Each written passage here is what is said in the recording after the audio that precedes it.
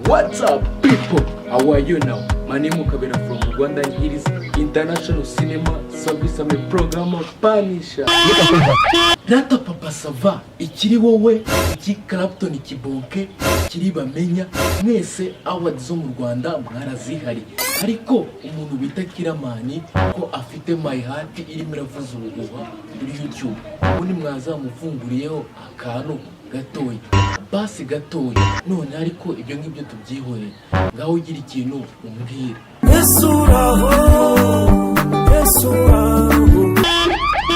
njyewe ndaho meze neza none se nawe niko bimeze ngaho ugira ikintu umbwira hariya ku mugezi hafi y'iwacu nahasanze umukobwa umwari w'igitego yarateye neza. Noneho wakunze giye kugenda mbibwira abanyarwanda bose babibone kandi banabivuke. None se papa sava turabizi yuko ugira imitoma yatanga kandi hejuru watubwiye ngo ku mugezi wahuriye n'umukobwa mwiza cyane ngaho tubwira amazina ukimara kumubona watangiye kumwita. Nakwisakanyange, nakwisakanyambo, nakwisagasaro, wetagasimbi, kazuba keza kanyura inyana zirisha.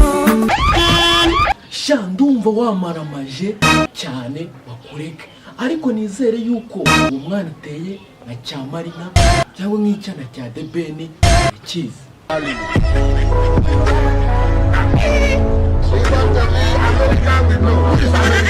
None se nyuma yo kumutera iriya mitoma yose watubwiye hejuru ni ikihe kindi kintu wamukoreye?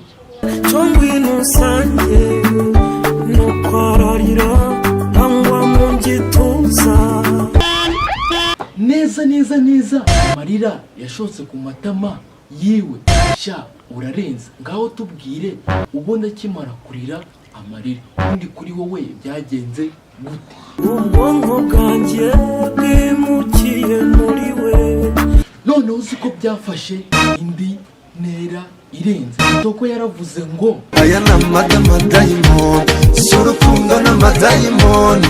Okay, ni byiza kandi wabyumvishije ariko gukunda ukarenza urwego ku buryo n'ubwonko bwawe bwibuka urakabije. Reka nkureke nigenderwe mu rukundo rwawe.